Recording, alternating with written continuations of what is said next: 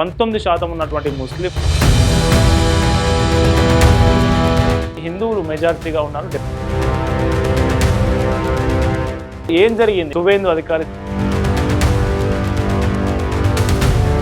So ఏం మారింది బెంగాల్లో? ఇంకా నిజానికి లిటరల్గా చెప్పాలంటే బంగ్లాదేశ్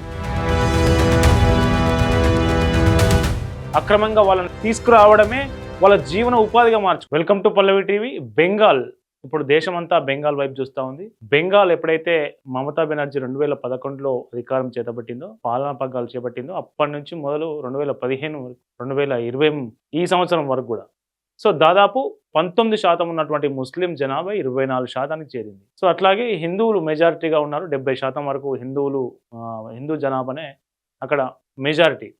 సో ఏం జరిగింది? ఒక్క ఓటు వల్ల ఏమైనా మార్పు జరిగిందా బెంగాల్లో? ఇప్పుడు బెంగాల్లో బీజేపీ ప్రభుత్వం ఏర్పడి 3 వారాలు దాటింది. మే 9వ తేదీ రోజు సువేందు అధికారి సీఎంగా బాధ్యత చేపట్టింది కదా. సో ఏం మారింది బెంగాల్లో? బెంగాల్లో మారింది ఏంటి అని మనం చెప్పుకుంటే లా అండ్ ఆర్డర్ ఫస్ట్ కంట్రోల్లోకి వచ్చింది. సో అక్రమ రోహింగ్యాలు బంగ్లాదేశీలను గుర్తించి వాళ్ళని బయటికి తరలించడానికి, మళ్ళా బంగ్లాదేశ్లో తీసుకుపోయి బంగ్లాదేశ్లో పడేయడానికి ఆ మార్గం ఒక ట్రాక్ రెడీ చేస్తూ ఉన్నారు. వాళ్ళకి సంబంధించి హోల్డింగ్ సెంటర్లు పెడతా ఉన్నారు. వీళ్ళంతమంది లక్షల మందిని జైల్లో పెట్టడం కుదరదు కదా. సో కాబట్టి అన్ని జిల్లాల్లో హోల్డింగ్ సెంటర్లు పెట్టి వాడు బంగ్లాదేశీయుడా భారతదేశీయుడా అనుమానం ఉన్న వ్యక్తిని అక్కడ తీసుకుపోయి వాడిని చట్టపరంగా, అంటే ఒక వ్యక్తిని ఇల్లీగల్గా మన దేశంలోకి ఎంటర్ అయిన వ్యక్తిని చట్టపరంగా ఎట్లా బయటికి పంపాలనే పూర్తి ప్రక్రియ పూర్తి కావడానికి మొత్తం ఎంత సమయం పడుతుందో ఆ సమయం మొత్తం ఆ హోల్డింగ్ సెంటర్లోనే పెడతారు వాళ్ళను. సో వాళ్ళని పంపించడానికి మార్గం సుగమమైంది. సో నెక్స్ట్ ఇంకేంటి? బంగ్లాదేశ్ బెంగాల్ బార్డర్ను స్ట్రెంగ్తెన్ చేయడం. దాదాపు 127 కిలోమీటర్లు మొత్తం బంగ్లాదేశ్కు భారతదేశానికి మొత్తం 4009 కిలోమీటర్ల బార్డర్ ఉంటే అందులో 2220 కిలోమీటర్లు ఓన్లీ బెంగాల్లోనే ఉంది. అంటే సగం కంటే ఎక్కువ. సో ఆ 2220 కిలోమీటర్లో దాదాపు 1800 కిలోమీటర్లకు ఫెన్సింగ్ పూర్తయింది. ఒక 200 కిలోమీటర్లకు పైగా ఫెన్సింగ్ లేదు. ఫెన్సింగ్ వేనియలే మమతా బెనర్జీ. ఎందుకు వేనియలేదంటే రకరకాల కారణాలు. ఫెన్సింగ్ వేనియకపోగా అక్కడ ఉన్నటువంటి మా సరిహద్దు గ్రామాల ప్రజలను రెచ్చగొడుతూ ఉండేది ప్రతిసారి. సో వాళ్ళు ఫెన్సింగ్ చేయడానికి బీఎస్ఎఫ్కు సహకరించే వాళ్ళు కాదు. ఆందోళనలు, ఉద్రిక్తతలు, నిరసనలు. సో ఇట్లాగే కాలం గడిచిపోయింది.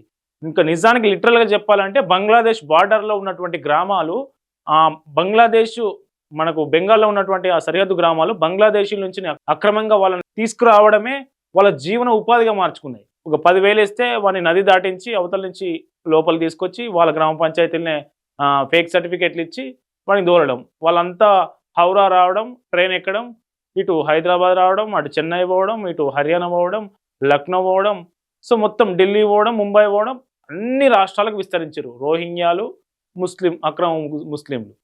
సో ఇది జరిగింది కదా. ఇప్పుడు వాటంతటిని సరిచేసే ప్రయత్నం చేస్తూ ఉన్నాడు సువేందు అధికారి. సో అట్లాగే టీఎంసీ ప్రభుత్వం వచ్చిన తర్వాత టీఎంసీ ప్రభుత్వం మొత్తం మైనార్టీల మీద ఆధారపడినది. మైనార్టీలు మొత్తం మమతా బెనర్జీకి ఓటింగ్ వాళ్ళ మూకుమ్మడి 24% మంది ముస్లింలు ఉంటే 24% ఓట్లు మొత్తం మమతా బెనర్జీకే ప్రయారిటీ. సో కాబట్టి వాళ్ళ ముస్లిం ఓటు బ్యాంకు రాజకీయాలు మమతా బెనర్జీ చాలా కాలం పాటు చేస్తూ వచ్చారు.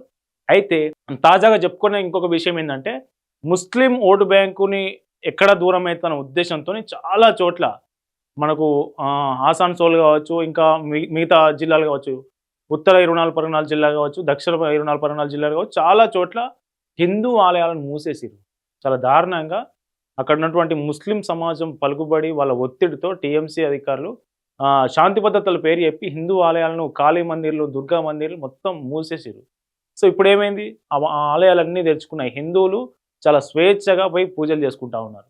సో నెక్స్ట్ 2 మార్పులు అయినాయి. ఒకటి బంగ్లాదేశ్ బార్డర్ సరి చేయడం. ఆ బార్డర్ సరి చేయడానికి ఫస్ట్ క్యాబినెట్ భేటీలే సువేందు దాదాపు 127 కిలోమీటర్ల మేర ఏదైతే భూభాగం ఉందో ఆ భూభాగాన్ని బీఎస్ఎఫ్కు ట్రాన్స్ఫర్ చేస్తూ నిర్ణయం తీసుకున్నారు. 45 రోజుల్లో ఈ ప్రక్రియ పూర్తి కావాలని క్యాబినెట్ నిర్ణయం తీసుకుంది.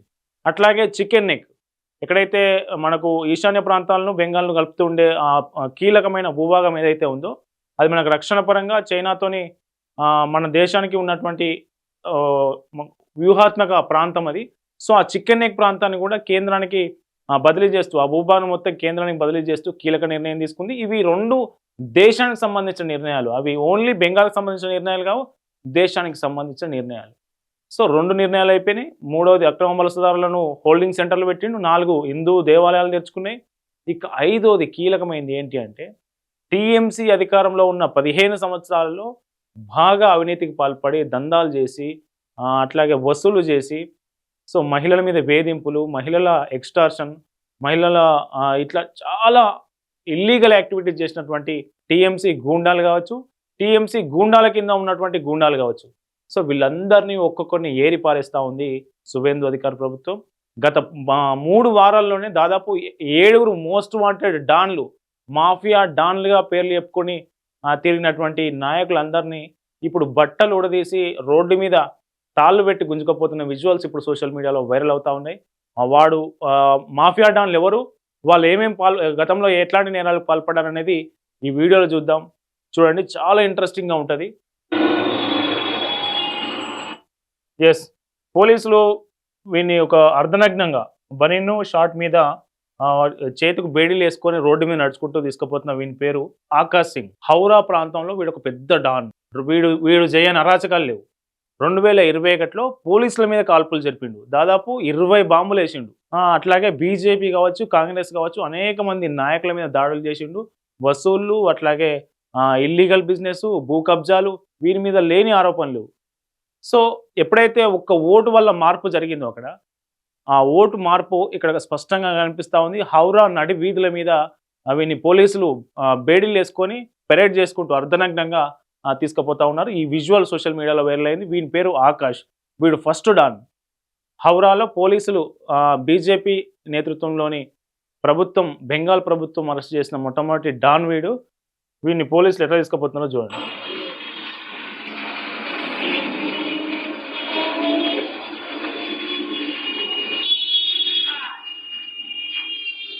వీడు చేసిన అరాచకాలకు, వీడు చేసిన అవినీతికి, అక్రమాలకు మొత్తం టీఎంసీ వంత పాడింది. అంటే ఒక రకంగా టీఎంసీ వీని చుట్టూ ఒక రక్షణ కవచంగా పనిచేసింది ఈ 15 సంవత్సరాల పాటు. ఎప్పుడైతే టీఎంసీ అధికారం కోల్పోయిందో ఇక వీళ్ళకు కోరల్ పీకేసిన పాములు అంటారు కదా, సో అట్లా అయింది. ఒక్కొక్కరిని పట్టుకొచ్చి నడి రోడ్డు మీద ఊరేగిస్తూ జైల్లోకి వేస్తున్న పరిస్థితి. ఇప్పుడు ఆకాష్ సింగ్ చూసినాం కదా, వీడి అనుచరుడు ఉంటాడు ఇంకోడు, వాని గురించి చూద్దాం.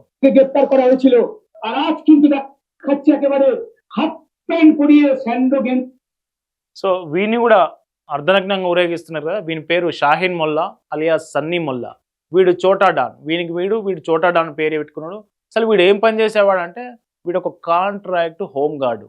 హోమ్ గార్డ్ ఏంది, వాడు చోటా డాన్ ఏంది అనుకుంటారుగా. ఎస్, హోమ్ గార్డు కాంట్రాక్టర్లే డాన్లుగా, చోటా డాన్లుగా, బడా డాన్లుగా ఎదిగి అక్కడ ఉన్నటువంటి రాజకీయ నాయకులను బెదిరించడం, వసూళ్లకు పాల్పడడం, దోపిడీలు చేయడం, భూ కబ్జాలు చేయడం, ఇల్లీగల్ యాక్టివిటీస్ మొత్తం నడిపించడం.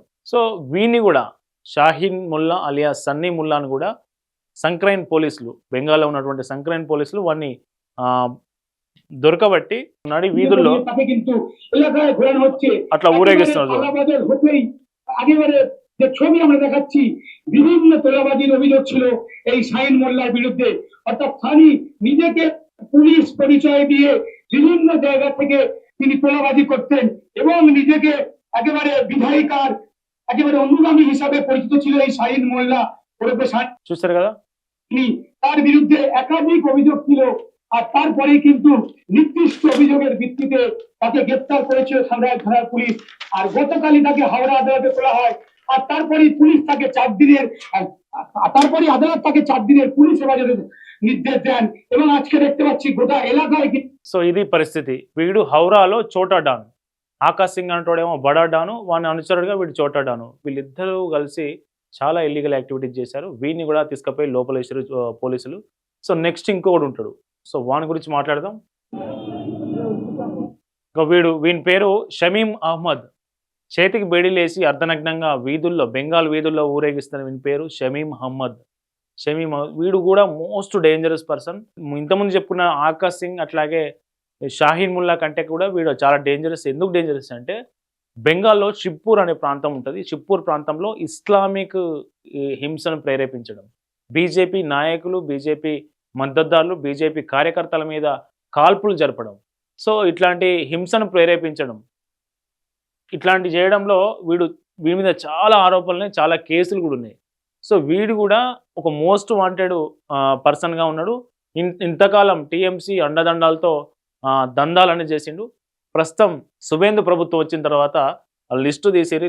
లిస్టులో వీడిని ఫోర్త్ ప్లేస్ ఉంటే వీడిని కూడా తీసుకుపోయి అర్ధనగ్నంగా బెంగాల్ నడి వీధుల్లో ఊరేగిస్తూ జైలుకు తరలించిన పరిస్థితి.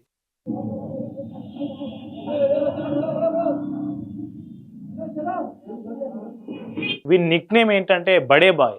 షమీ మహమ్మద్ నిక్ నేమ్ ఏంటంటే బడే బాయ్. వీళ్ళందరూ బడే బాయ్ అని పిలిచేవాళ్ళు. బడే బాయ్ అనే పేరు ముసుగులోనే వీని దందాలు, యాక్టివిటీలు అన్నీ జరిగేటి, ఇల్లీగల్ దందాలని.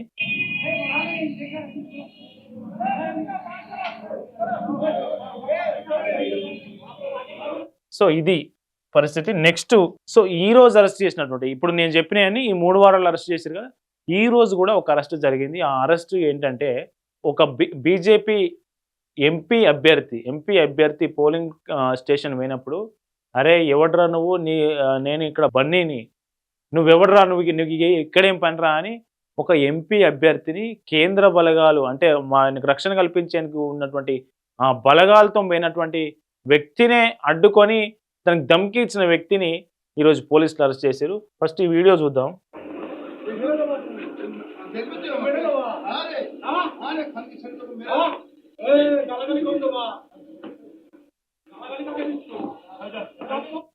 ఎస్, ఇక్కడ కనిపిస్తుందిగా వీడు.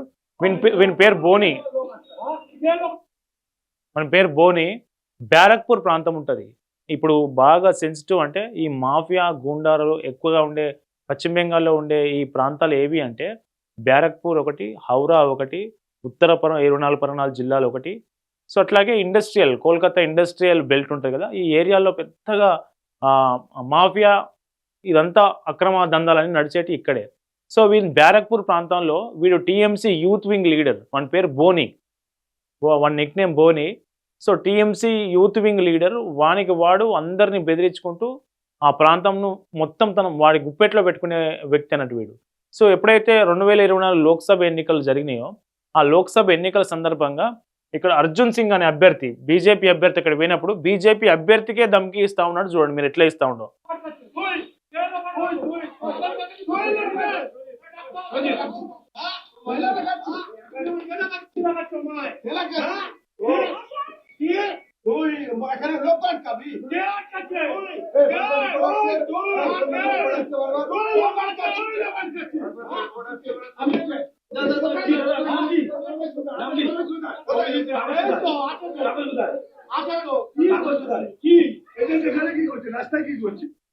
సో వీని పేరు బోని కదా. ఈ బోని కూడా వీని అక్రమాలు, అరాచకాలు మొత్తం తవ్వి తీసి పోలీసులు పకడ్బందీగా వాడిని పట్టుకొని స్టేషన్ తరలించారు. ఈరోజు ఆ విజువల్ చూడొచ్చు మనం.